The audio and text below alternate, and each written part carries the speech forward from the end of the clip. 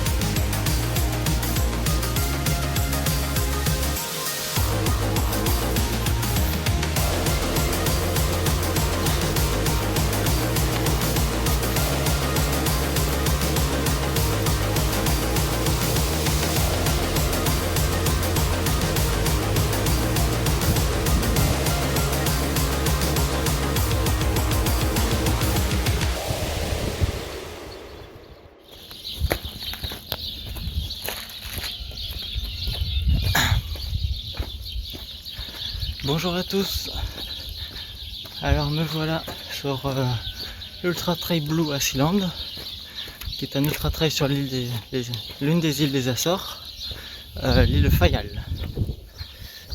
Cette course fait 118 km pour 5500 mètres de dénivelé. Là actuellement j'ai parcouru 67 km, 2700 mètres de dénivelé en 8h45. Je viens tout juste de passer 4ème.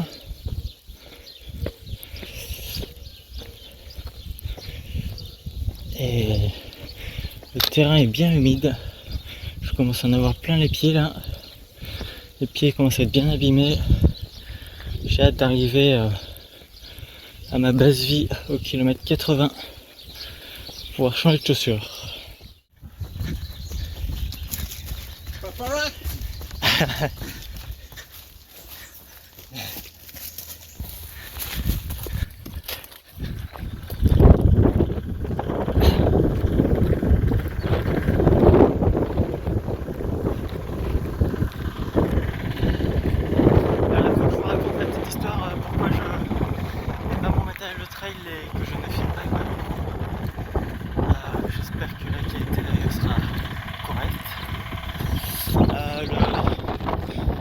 l'histoire, c'est que lundi matin, on prenait l'avion et l'avion faisait Genève-Lisbonne.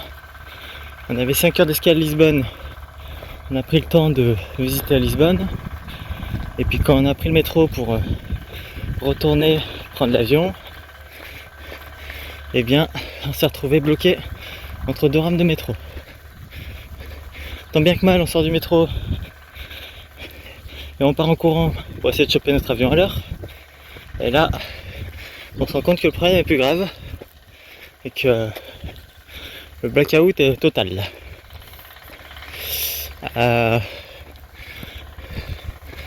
Après avoir passé une nuit dans l'aéroport, puis on a loué une petite chambre à Lisbonne pour la deuxième nuit. Au bout de 2 jours, on a décidé de racheter un billet d'avion pour venir aux Açores. Au final, nos bagages devaient partir en direct, on les a pas récupérés à Lisbonne. Donc on nous a dit qu'on retrouvera nos bagages directement à Ponta Delgada, sur l'île de São Miguel. Le problème, c'est que nos bagages n'étaient pas là-bas. Et donc voilà pourquoi je n'avais pas mon matériel. On est arrivé juste à temps pour la course. Et on a trouvé un Décathlon sur l'île de São Miguel, on a pu racheter un petit peu de matériel. Et puis je remercie beaucoup les gens qui ont pu me prêter du matériel. Benoît qui vient de Belgique qui me prête les bâtons. Et l'organisateur de la course qui m'a prêté ce sac. Et puis la veste qui est dans le sac aussi. Une super veste. Ça me permet de faire la course dans des conditions un peu plus correctes puisque il est hors de question que je rachète encore un sac alors que j'en ai plein à la maison. Et puis au niveau des frais, acheter un billet d'avion plus les 2-3 nuits qu'on a dû payer en supplément, bon ça fait un peu récrac. Donc fallait limiter le budget. Donc merci à tous ces gens qui me permettent de faire la course dans une condition un peu plus sympathique. Avec tous nos malheurs, on se rend compte qu'il y a beaucoup de gens qui sont quand même sympas et qui arrivent à aider les autres.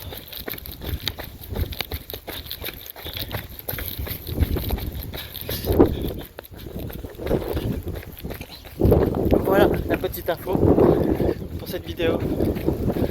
Si on reprend au niveau de la course, là je suis au kilomètre 74 avec 3150 mètres de dénivelé et je commence à avoir très mal aux pieds puisque on passe dans des endroits en hors-chemin dans de l'herbe complètement détrempée et mes pieds n'aiment pas l'humidité.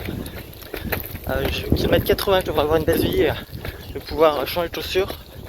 Je vais permettre tant pis ma perte juste de running de route, mais moi j'aurai les pieds au sec pendant quelques minutes. Voilà.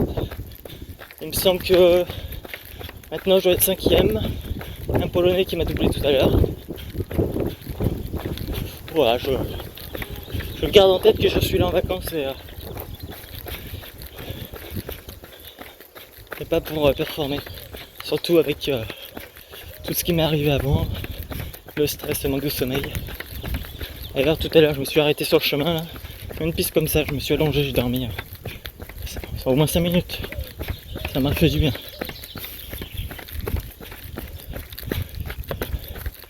Voilà. La course continue.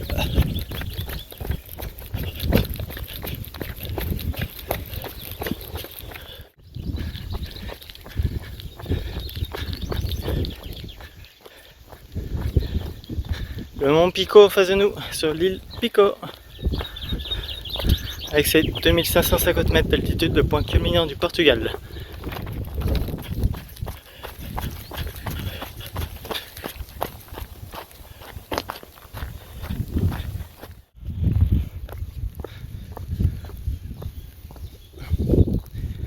Et on aperçoit tout au fond là-bas l'île de South George.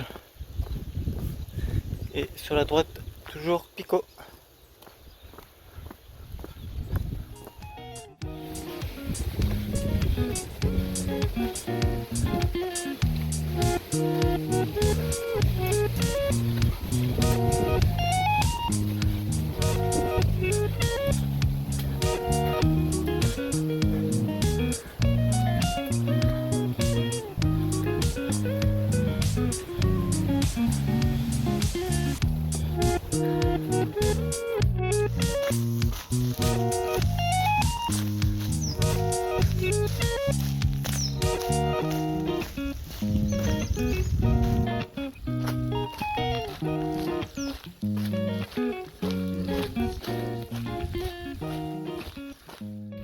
Donc devant nous on a des coureurs de la course du 65 km qu'on rattrape doucement.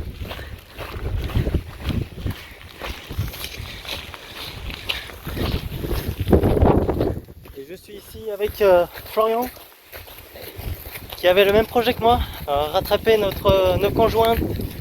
Et Florian, sa conjointe faisait le 42 et puis bah moi, Mélanie fait le 65. Je sais pas si on va y arriver. Hein. Ouais, le projet part à l'abandon probablement. Et en fait on est cramé. Même si on reste 4ème ou 5ème, là on va finir à la cool.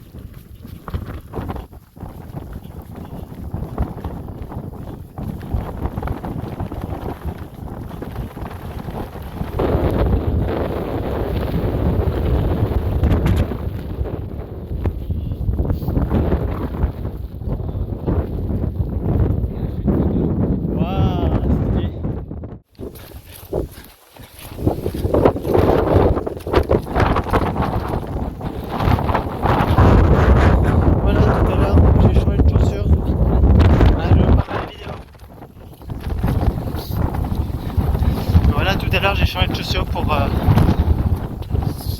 les pieds un petit peu plus au sec et ma seule paire de chaussures que j'avais c'était des chaussures de route, donc je me retrouve dans un bain de boue avec des chaussures de running route.